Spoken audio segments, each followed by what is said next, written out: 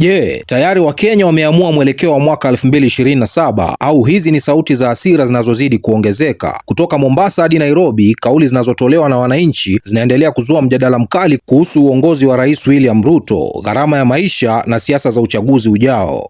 Kama kuna mtu mkabila ni Mheshimiwa Ruto. Manake yeye ndo anajaribu kutugawanya sisi ili sisi hizi jamii zingine zote tuchukie ile jamii moja ya Mount Kenya. Sheria inatakani pitishwe kwa hii bunge. Ukisema mambo ya 2 term unanyang'anywa mic uongei.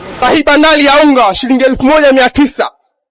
Ukienda kuongea sana shilingi 1850. Ukiongea sana 1800 utaki nenda. Ukweli wa mambo ni Kenya nzima, ukienda hata Meru sasa hivi wanasema Sifuna for president. End game ni wapi? End game ni kumfurusha William Ruto. Kivipi? Katika video hii tutakuonyesha video 5 tofauti ambazo zimezua mjadala mkubwa nchini Kenya, na mwisho utaamua mwenyewe kama hizi ni sauti za wachache au ni ishara ya mabadiliko makubwa yanayokuja. Leo tunaanza Mombasa kwenye bunge la mwananchi, ambako mwananchi mmoja alitoa maoni yake kuhusu siasa za ukabila nchini. Kwa mtazamo wake, tatizo kubwa si wananchi bali ni namna viongozi wanavyoshughulikia tofauti za kikabila. Haya ni maoni yake, na sasa tuangalie alichosema, manake kauli hiyo imeibua mjadala mkubwa. Wapo wanaokubaliana nayo na wapo upinga kabisa, lakini jambo moja ambalo linaonekana wazi ni kwamba wananchi wanaendelea kujadili kwa nguvu masuala ya umoja wa taifa. Kama kuna mtu mkabila ni Mheshimiwa Ruto.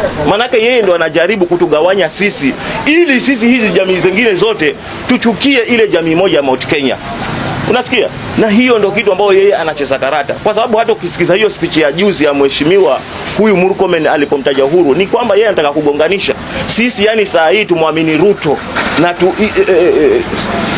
sisi tumwamini Ruto na tukatai ile jamii, tuseme huyu kule hii jamii ndio inamtatiza Ruto. Lakini ukiangalia Mheshimiwa Ruto amefeli hii serikali.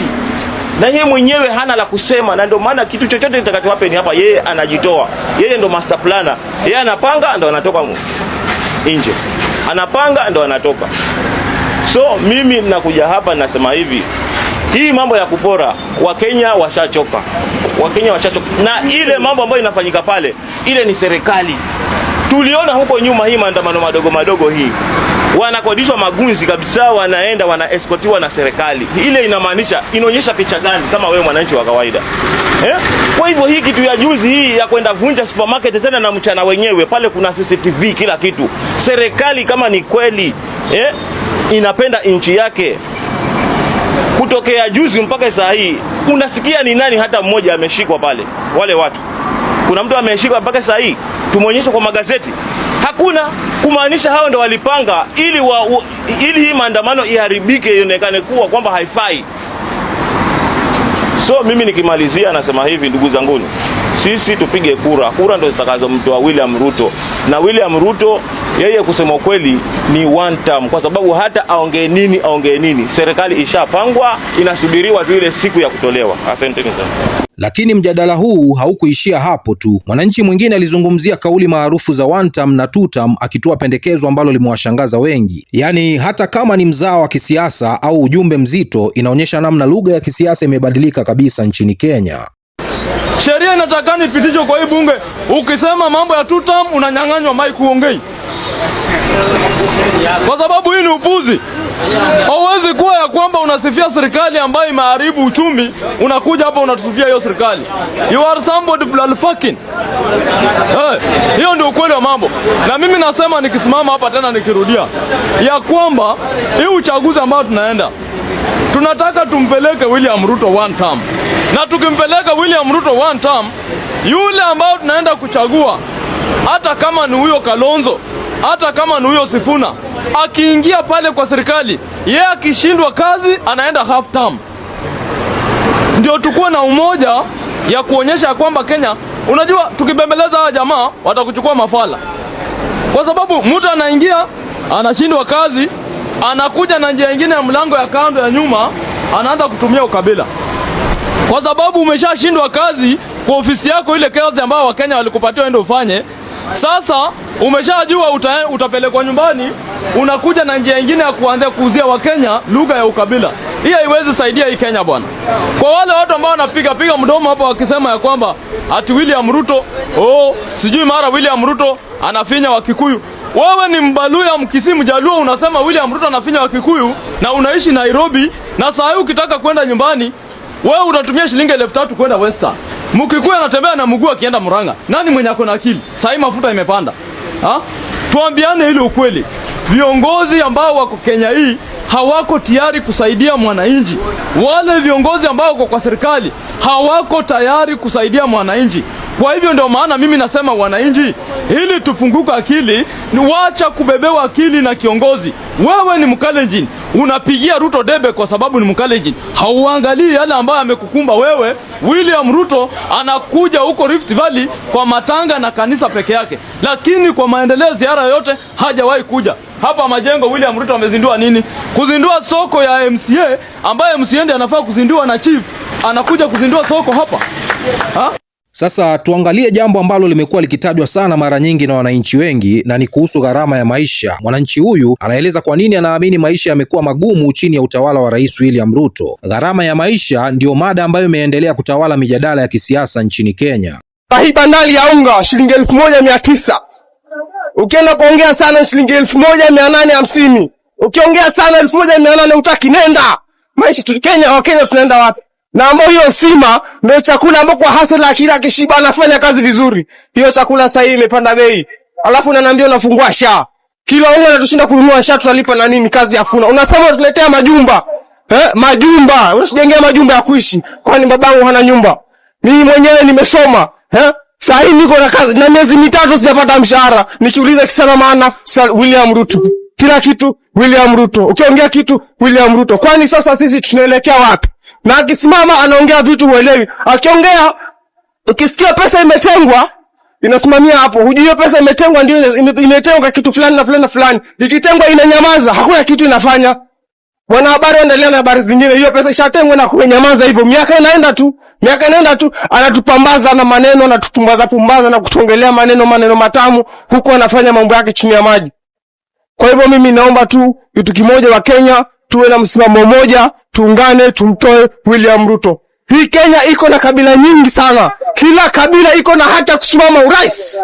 Na kila kabila ina uhaki ya kusimama urais. Kwa hivyo mimi nasema, mnasema Sifuna, Sifuna pia ana haki. Hata kama unasema ni kijana, Sifuna ni mtu mwenye elimu zake. Babu Owino ni mtu mwenye elimu zake. Wako vijana wengi wamesoma na wako na malengo na wako na ndoto za kuendeleza Kenya. Ila tu huyu kusema kweli ni mwizi. Na ametuibia sana, sisi tumechoka. Kila ukisikia matrilioni ya pesa yanapotea. Uone, juzi bandari Mombasa, meli ya mafuta imepotea. Kusikuje kusemekana ni William Ruto. Kwani sisi hakuna pa kwenda jamaa? Hii Kenya ni yetu, sisi tuko na haki. Kwa hivyo naomba tusimame kama wa Kenya. Kwa hivyo William Ruto sio rais. Bali tu William Ruto sio kiongozi. Na mkumbuke kwamba mlikuja mkaambiwa kwamba William Ruto hastahili na hafai, lakini tukashindana. Sasa kutokana na hali hiyo, baadhi ya wananchi wameanza kutaja majina ya viongozi ambao wanawaona wanaweza kuleta mabadiliko. Katika video inayofuata, mwananchi huyu anasema kwa mtazamo wake, kauli ya Sifuna for President inaendelea kupata nguvu. Je, hizi ni hisia za muda mfupi au mwanzo wa kampeni kubwa ya kisiasa? Hilo ndilo swali ambalo wengi wameanza kujiuliza. Ukweli wa mambo ni Kenya nzima, ukienda hata Meru sasa hivi wanasema Sifuna for President. Hiyo ndio ukweli wa mambo uliopo. Na kweli mimi nataka kuambia, kama kweli mnataka maisha ichange ile ambayo mnatafuta, msimamishe huyu kijana asimame kiti ya urais. Sisi hatusemi ya kwamba Sifuna asimame kiti ya urais ati kwa sababu ni Mbaluya. Mimi nasema Sifuna asimame urais kwa sababu tukiangalia saa hii wale watu ambao wanapishana na William Ruto, yeye ndiye ako na nguvu, yeye ndiye ana ujasiri, yeye ndiye ambaye anaweza pigana na William Ruto. Na sasa baada ya wananchi kutoa maoni yao, Edwin Sifuna mwenyewe anaonekana kuvunja ukimya na kuelezea msimamo wake kuhusu siasa za Kenya na mustakabali wa uongozi. Sasa watu wanauliza direction ipi? Sifuna tupe mwelekeo. It's not enough to do rallies for linda wananchi in Kisii, it's not enough to do rallies in Nyamira, not kwenda Kitengela. End game ni wapi? End game ni kumfurusha William Ruto. Kivipi? Hamtoi William Ruto, that's what I'm telling you. William Ruto atafurushwa na wananchi kwa debe. na ndio maana tunakaa tukiwashinikiza wananchi wote mahali ambapo wako. Iwapo sisi wote tunaamini kwamba we need a better country, ya kwamba mambo ambayo yanaendelea hayawezi kuendelea, lazima tujitolee kuhakikisha kwamba tunaingia katika uchaguzi, haswa sisi ambao ni upinzani, tukiwa kikosi kimoja, ili tuweze kusema, na nimekuelezea what we will do differently. I have gone through what we will do differently and how we will do it differently. We want this country back on the ideals and values in the constitution. So one of the things that we want to do sisi kama wanalinda mwananchi, tumeingia sasa kikosi, yani ile time ya uchaguzi ndio hii imeingia. Leo ni tarehe 1 mwezi wa 7. Kufikia mwezi wa 8 lazima tukue organized. Vile watu wanatuambia tukue organized. Yeah. Tukue structured, watu wajue how can I plug in huku Kisii. Tunaweza anzisha chapter yetu ya women ya vijana, ama tunaweza how can we plug that in, so that is a conversation that is going on now, so that we are able to get organized. Number 2, we want to develop a platform.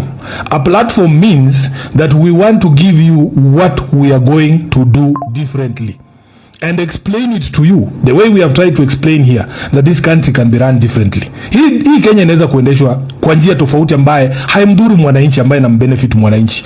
Iwapo watakubaliana na sisi kwamba hivi ndio wangependa kuona hii nchi ikiendeshwa, sasa ndio tukae tuulize nani wanaweza kufit katika hii platform ama hii proposal ama hii hatutaki kuita manifesto, kwa sababu watu wamechoka na hiyo word. Watu wanarusha manifesto huku wanasema tutawajengea stadium 10, sijui tutawajengea nini na nini, lakini hawatekelezi. Tunataka tukubaliane na wa Kenya kwamba kuna mambo ambayo tunataka yasitishwe ama yasimamishwe, na kuna mambo ambayo tunataka kuanza kuona katika uongozi wa taifa hili letu. Baada ya hiyo tumetengeneza framework hii, tutajua ni nani ambaye anaweza kutekeleza haya mambo ama kuhakikisha kwamba anaongoza kikosi ambacho kinaweza kuleta haya mabadiliko ambayo Wakenya wanataka. Okay. Kwa hivyo mtupe muda tu. Haitachukua zaidi ya mwezi mwingine mmoja ili kujua kwamba tutakuwa organized namna hii, tutakuwa structured namna hii, kwa sababu wakati uchaguzi umewadia na hamna muda mwingi wa kufanya mambo mengine. Na ukumbuke tuko katika kipindi rasmi cha kampeni. Okay. Sasa tutachukua muda pia sisi tuweze kujipanga vizuri, manake hatutaki kuwaangusha wale Wakenya wengi ambao wanajiita sisi ndio Sifuna, wao ambao wanajiita sisi ndio linda mwananchi, wanatutegemea kama viongozi wao kuhakikisha kwamba tunakuwa structured, tunakuwa organized, wajue vile plug in na wajue vile wanaweza kusukuma hii movement mbele. Sasa hizi ndizo sauti ambazo zimeendelea kusikika kutoka kwa wananchi pamoja na viongozi mbalimbali, lakini je, zinaakisi maoni ya Wakenya wengi au ni sehemu tu ya mjadala mpana unaoendelea kuelekea uchaguzi wa mwaka 2027? Sasa ni zamu yako. Je, una maoni gani kuhusu mjadala huu? Niachie maoni yako kwenye comment section. Bwana, mimi naitwa Rich Mizuka, sauti ya vijana wa Afrika Mashariki. Namba 1 ni mimi, namba 2 ni mimi, namba 3 ni mimi, 4 na 5 na waachia nyinyi hapo. Bwana, tukutane kwenye video ijayo.